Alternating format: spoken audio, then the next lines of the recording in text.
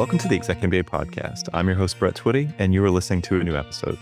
On this episode of the podcast, I'm excited to share my recent conversation with my admissions colleague, Zoe Mayfield-Boykin. Zoe and I recently connected to talk about the many ways you can learn more about our Executive MBA and Parts of MBA programs. I think you're really going to enjoy this conversation. And as always, if this conversation is helpful for you, please like this episode and subscribe to the ExecMBA podcast so you never miss an update. And remember, you can always check the episode description for links to Darden blogs, social channels, and more. And now, without further ado, here's my conversation with my admissions colleague, Zoe Mayfield-Boykin. Zoe, welcome back to the podcast. Thank you so much, Brett. It's a busy podcast week for us. This is our second podcast we're recording in this week. Great to talk with you as always. How are you doing? Doing well. It's hard to believe we're wrapping up launch week 2025 here, and we'll be heading back to Northern Virginia soon. I know. It's so nice being here in Charlottesville. Also enjoy being in the DC area. It's great that our students get to spend time down here, and it's been fun. I've been riding on the shuttle with some of the students, coming to school, and they're getting to learn about the university. And I'm not sure all of them knew kind of about UVA and some of the history and what makes this an important university in the grand scheme of the American experiment. It's been fun to talk with them about that. That's very cool. I always think it's great that they get to spend time down here before completing most of the program, right up in the at Sands Family Grounds in the DC metro area. But it is also nice that they then get to return for a second time. But I think by that second time, it feels like home. So. Totally. Well, great to catch up with you. Today's conversation is really going to be about engagement and how folks can learn more about our programs. We do so many different kinds of events. When we talk with prospective students, they may have sometimes questions about, well, where should I start? Or what's a good place if I just want to get oriented towards the Executive MBA or Parts of MBA program? And thought we could take some time here on the podcast just to help people with that. So in your opinion, if someone is looking to learn more about these programs, where would you recommend they get started? Sure. Yeah. So I actually think there are so many different places somebody could start. I think I'll start by just sharing kind of high level. Our website is a fabulous place just to get started learning about our programs. I think we have one of the more comprehensive websites out there. We are pretty transparent about our curriculum, our program lengths, our community, our application process. And so I think that as just a low stakes, high value way is really to explore our website. But, from there, we offer these webinars where we will go into detail about each program specifically. And they're called the 5 Things to Know webinars. The first, we offer 5 things to know about the Parts MBA, 5 things to know about Executive MBA. And they are a great place to learn 5 important things about all of our programs. So again, more in depth about program length, our curriculum, community, and all the things a potential candidate may want to know. And from there, I think, there's many ways that folks can go, but I think a next step from those webinars would be a one-on-one conversation with a member of our admissions team. So at this point, you've read our website, you have a pretty good understanding of the key points of our program. You've come to a webinar, maybe you've asked a question in that webinar format, and now you have an opportunity to get on the phone with a member of our admissions team and maybe ask questions that are more specific to you and your life and your career. Those one-on-one conversations, we give you an opportunity to upload a copy of your resume. And so the person you're speaking with will have that resume in front of them when they're chatting with you. And so you can really kind of get into specific questions, like I said, about your career and how our programs might be helpful to you.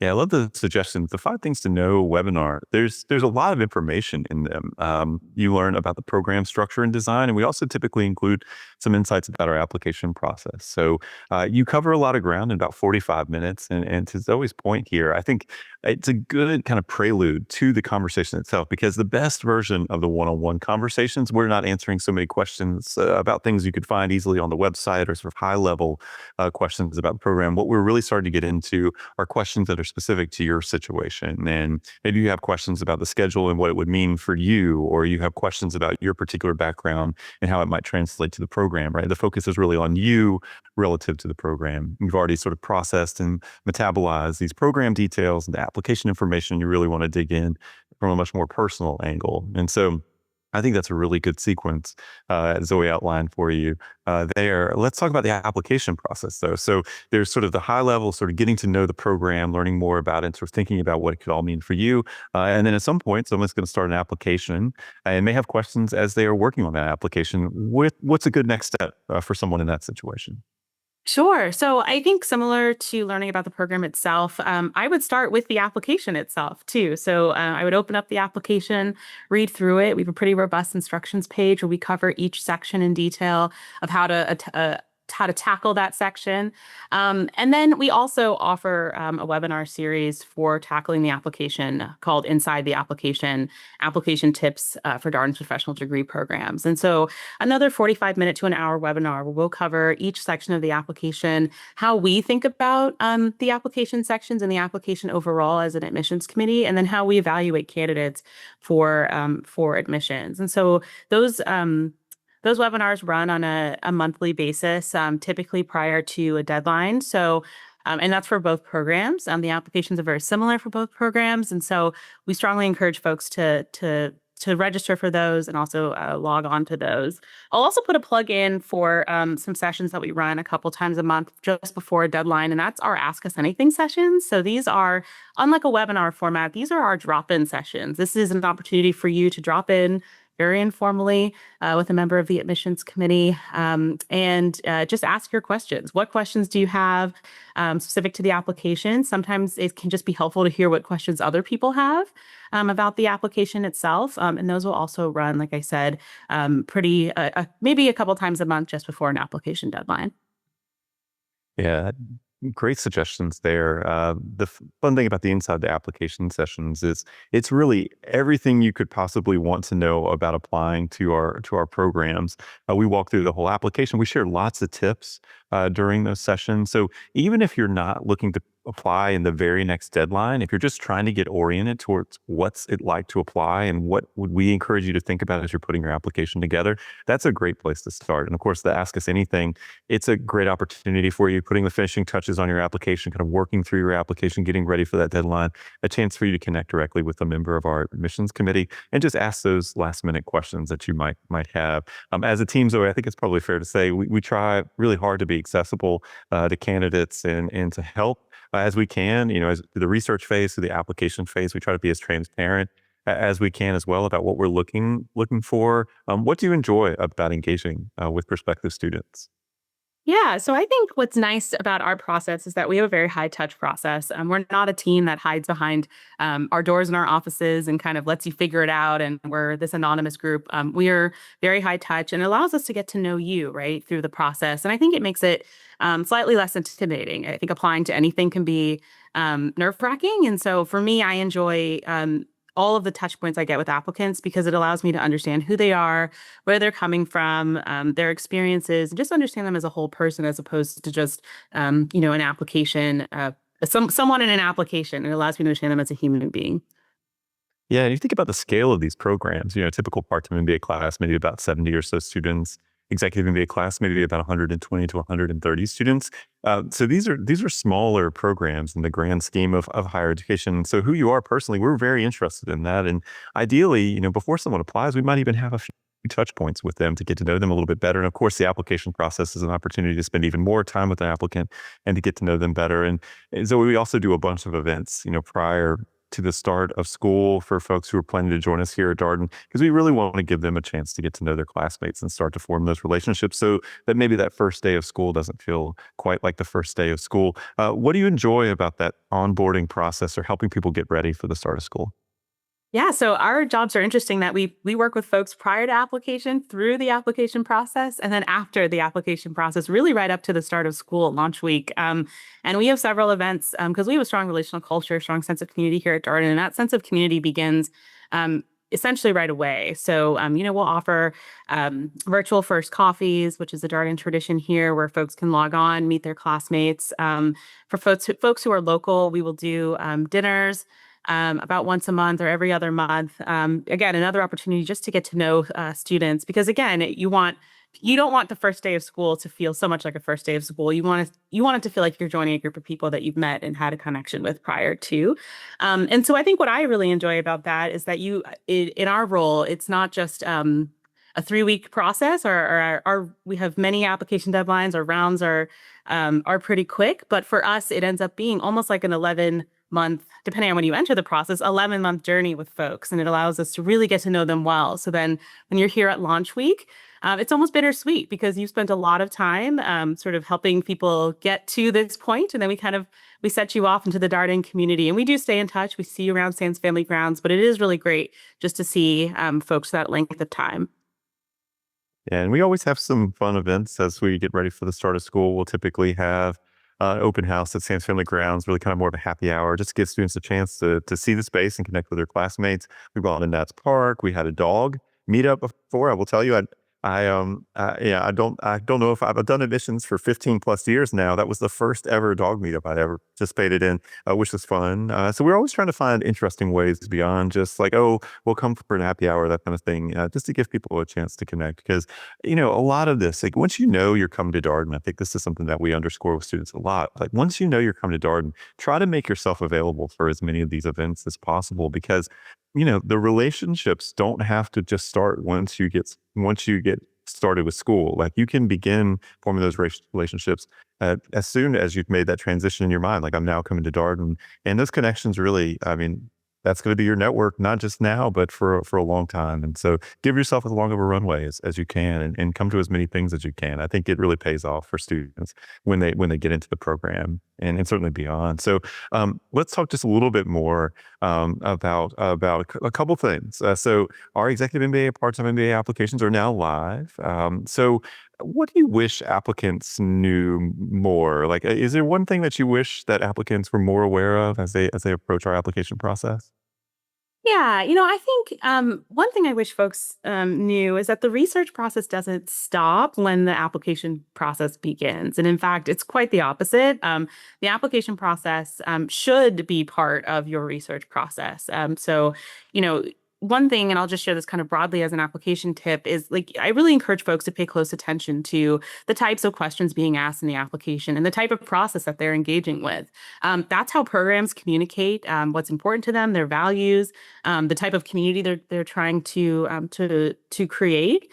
And so, for us, we have a strong relational culture, as I mentioned here at Darden, and our process is really focused on understanding getting to know the applicant as a whole person. So it's really important for candidates to keep that in mind, but inversely, we see this as an opportunity for you to continue to learn more about us. And so, you can do as much research, join those webinars, read the website, have that one-on-one conversation, but that research really does continue. If you are invited for an interview, we conduct interviews by invitation only for our programs. If you are invited to an interview, come to that interview with curiosity, ask good questions, think carefully about what it is that you would like to know that maybe you didn't get from the webinars or from the website, particularly as it relates to you and your career. Yeah, I love all those points. Sometimes people think of admissions people as gatekeepers. We're not gatekeepers. That's not how we think No. about our work. And I think that's really important to note. I mean, to your point that like as a team, we're trying very hard to reflect out the culture and experience of the Darden School of Business. Like in our admissions process, as we engage with prospective students as they're doing their research, this is a relational place. This is a place where students are not numbers; they're real live people, and our program team is incredible, and they do great work supporting students as they go through this. And our goal as a team is to try to channel that as much as we can. And so we welcome the opportunity to get to know students as they're doing their research. And as Zoe mentioned, we're not sequestered away and unavailable. Like we're out in the world. We're available by phone. You can reach us by email. We really want to connect with students. And so that's something I want folks to know.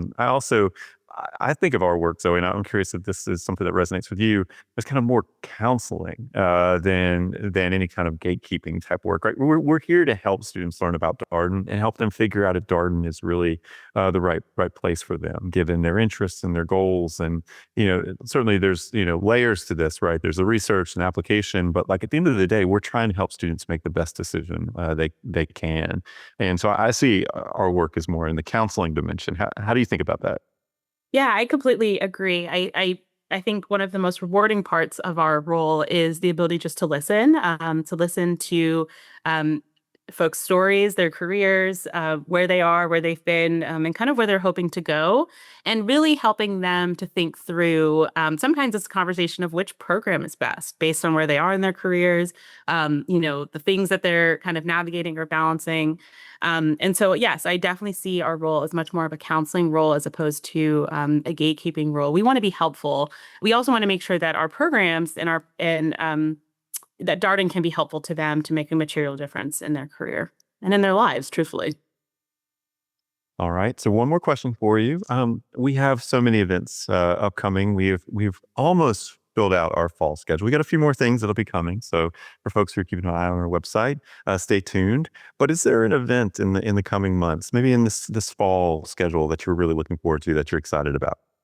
Yeah, I think an event that we do somewhat frequently, but I am looking forward to as the in the fall is going to be our virtual mock class with Professor Chris Parker. It's going to take place on October 29th from 6 to 7:30 p.m. One of the things is our programs are hybrid in nature. So there is a distance learning component as well as an in-person component. And many of our students are very nervous about the distance learning component. And what will that be like? Will it be engaging? Will it be sort of this process where I'm not able to connect with my peers and the faculty? And what you will find is, number one, our faculty have been delivering instruction distance learning well before COVID or anything like that. They're very skilled in this practice. And two, you will find that it is incredibly engaging. But for folks who are interested in learning more about what a distance learning class is like at Darden, I encourage you to come to the virtual mock class. It's a great way you'll get the case beforehand, you'll get to read the case, you'll participate as though you were a real live Darden student, and it is distance. And so you get to see what we mean by distance learning and how that might play out in one of the programs. Yeah, that's a great suggestion. Our executive MBA program, two-thirds in person, one-third online. Part-time MBA, 60% in person, 40% online. You're so right that prospective students have so many questions sometimes about that percentage online. What does that look like? And I'm not sure COVID really helped that, because there were so many maybe not so great experiences people had with online learning during that period. And a few things for people to know. Darden is a school that has really made its reputation on the educational experience here. The faculty are here not only because they're tops in their research and publication, but because they want to engage with students and they want to teach. They want to be in the classroom. That's kind of a non-negotiable for a Darden faculty member. And that translates both to in-person and online. The care and the craft that the faculty bring to class and their preparation for class is really incredible. This may make sense to our listeners, but if you sort of think about a lecture, right? Darden is a case method school, right? So this is, participatory, discussion-based learning. The 65 or 70 or so people in the classroom kind of offering perspectives on a particular decision that needs to be made, a problem that's put in front of the class. And from a faculty standpoint, there's a lot of complexity to leading that, right? You have real teaching goals. You want to make sure that, 15 minutes in, 30 minutes in, 45 minutes in, et cetera, you're hitting these points that you want to make sure you hit to get to the ultimate teaching goal for the session. You have to do that while balancing all these perspectives. And, oh, by the way, you're kind of in a Socratic role where you're asking questions, drawing out the conversation, facilitating the conversation. If you think about that from a faculty standpoint versus like, I'm going to come in and give a lecture. Lecture is so much easier. Like, you're just standing up there, maybe delivering the same lecture you delivered last year and the year before that, whereas every case discussion is a new discussion for that faculty member, because the mix of people in the classroom is different than the last group you had this discussion with, because of the perspectives and the backgrounds and experiences. That's what's really exciting to them. But I just share that here because if you think about the group of people who would be drawn to that experience as instructors, as teachers, as professors, it says a lot about how talented they are too. And I think if you come for a virtual mock class, like I always recommending, you will get that feel. And another thing we always recommend, if you're curious about the experience, and so I'm going to share this, not just with the academic lens, but also with sort of the community view, is come for a class visit, whether it's a part-time MBA or an executive MBA class visit. We offer in-person class visits in Roslyn.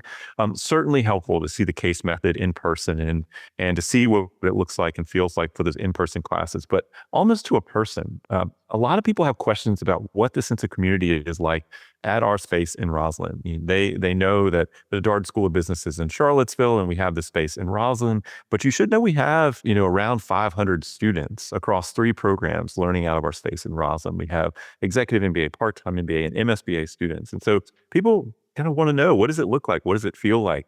And I think the best way to get a feel for that is to come for one of these in-person class visits that we offer, because you get to meet the current students, you get to ask about their experience, you get to spend some time with our admissions team as well, and just to see the space. I'm a big believer, as somebody who worked in student affairs in addition to admissions, that like visualizing yourself in the space is a big part of the experience here for prospective students, and coming and sort of being able to project in that way. And a class visit, it's about 2 hours or so commitment, 2.5 or so. And it's a very efficient way to get a lot of information about the program. And so I think we should mention there is also a material benefit for folks for engaging with our team. If you participate in one of these events, whether it's an in-person or a virtual event, you earn an application fee waiver for our You part-time do. MBA or executive MBA program. And that saves you $250. Yeah, it's a great way. You're accomplishing 2 things at once, right? You're engaging with our program, you're learning more. I think you're engaging with our students, which we do, I think, a great job of sharing the details of our program and giving you all the facts. But our students are really the best folks to talk to about the experience that they have had. You'll hear it firsthand.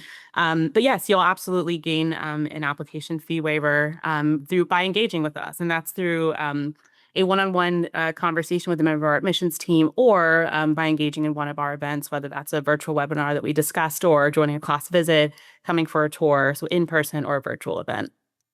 Yeah, and there's other instances as to why we grant fee waivers. You can find them listed on our application process page. But we always talk about those 2 just because we want to encourage folks to engage with us. I guess the other benefit of coming to Sam's Family Grad, I do just want to mention this, is we're on the 30th and 31st floor of an office tower in Roslyn. A lot of glass, a lot of windows. You have the opportunity to essentially take a visual tour of Washington, D.C. You can see everything from the National Cathedral all the way south to Alexandria. It includes the Pentagon, Iwo Jima, Arlington National Cemetery, the mall, Capitol Hill. I mean, we could go on for a while, but it is one of these things. I think we work out of there pretty much every day, Zoe. So we get very used to this view. But when people come by for the first time, I think they're really struck by, you don't really get to see DC from this vantage point. I would argue we have absolutely the best views in the DC metro area. I love that, and I don't think that's I don't think that's a boast. I think it's absolutely true. But you have to come. Don't take our word for it. Any final thoughts, Zoe, before we sign off here? Yeah, I would just share, allow us to be a resource to you in this process. The podcast, the blog, our website, our webinars. But and I think we've said this a few times, but just to really drive this point home, we're the type of team that wants to be helpful. So if we can be helpful, please don't hesitate to reach out to us. We are always happy to answer any questions that you have, whether it's about the program itself, application process, whatever it might be. And we hope that you'll join us for an event this fall. I think that's a great place to end. Zoe, thank you as always for your time. And to our listeners, hopefully we'll see you soon. Absolutely. Thank you so much for having me back, Brett. And that was my conversation with my admissions colleague, Zoe Mayfield Boykin. As always, if you have any comments, suggestions, requests, anything you'd like for us to cover here on the podcast, we're all ears. We can be reached at exec, that's EXEC, MBA at darden.virginia.edu. Until next time, stay safe, be well, and thanks for listening.